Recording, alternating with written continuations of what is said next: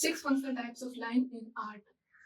Art में हम 6 functional types पढ़ते हैं लाइन का। पहला है उसमें कॉन्टूर लाइन। कॉन्टूर लाइन में हम पढ़ेंगे कि जब कोई बच्चा किसी भी चीज़ को बनाने का कोशिश करता है, जैसे कोई पर्सन ही हो गया, तो पहले उसका हेड सर्कल्स में बनाता है और उसका आर्म और लेग कैसे बनाता है? स्टिक्स से।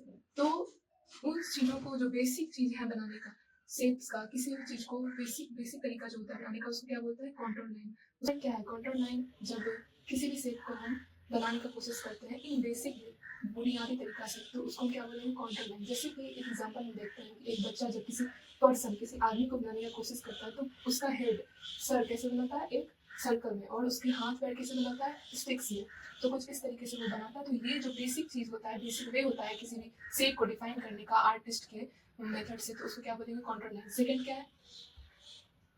सेकंड है गेस्चर लाइन। गेस्चर लाइन क्या होता है? जब हम किसी भी स्केच में रिदम लाने का कोशिश करते हैं, उसके पोस्चर्स को बनाने का कोशिश करते हैं, उसके मूवमेंट्स को दिखाने का कोशिश करते हैं, वो परफेक्ट नहीं होता है, वो लाइन्स परफेक्ट नहीं होते हैं और ना ही इवन होते हैं। वो बार-बार बनाए जाते हैं, बार-बार चेंज किए जाते हैं, उसमें मूवमेंट और रिदम दिखाया जाता है। किसी भी सब्जेक्ट को मूवमेंट दिखाया जाता है, जैसे कोई दौड़ रहा हो, कोई बैठा हुआ पोस्चर हो और कोई काम कर रहा हो पोस्चर हो, तो उस लाइन को क्या बोलेंगे? Gesture line. तीसरा क्या है? Implied line. इम्प्लाइड लाइन क्या होता है? इम्प्लाइड लाइन हम देख नहीं सकते, उसे पेपर पे उतार नहीं सकते।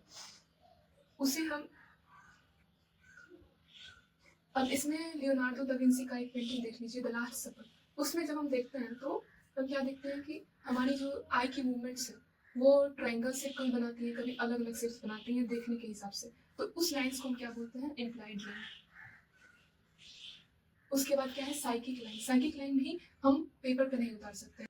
किसी भी पेंटिंग में कोई फिगर किसी तरफ देख रहा है, तो आपका आँख उसी तरीके से देखने लग जाता है, उसी डायरेक्शन में देखने लग जाता है। जैसे कि अगर कोई पेंटिंग है, उसमें कोई बच्चा सन को या फिर किसी पतंग को देख रहा है, तो आप भी उस पतंग को देखने लग जाएँगे। तो वो जो लाइन खींच रहा है आपके माइंड में, बैकग्राउंड में, उसे क्या बोलते हैं? साइकिक लाइन तरीके के होते हैं। मतलब कि कैलिग्राफिक लाइन वो होते हैं जिसमें जो लाइन्स होते हैं, उसमें अलग स्पीड, अलग विड्थ, अलग प्रेशर से उसको क्रिएट किया जाता है और उसमें अपने आर्टिस्ट का जो पर्सनैलिटी है, उसका काम करने का तरीका है, वो दिखाई देता है, उसको एक्सप्रेस करता है ब्यूटीफुली।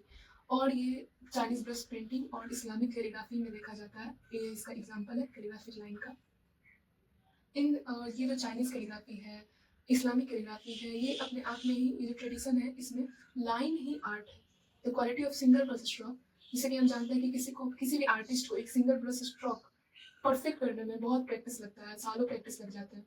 तो उस चीज़ को ध्यान में रखते हुए जो कैलीग्राफिक आर्टिस्ट है, वो इस चीज़ में महारत हासिल किए हुए रहते हैं। उनसे पूछिए कैलीग्राफिक लाइन क्या होता है? वो जो लाइन क्रिएट करते हैं वही होता है कैलीग्राफिक लाइन।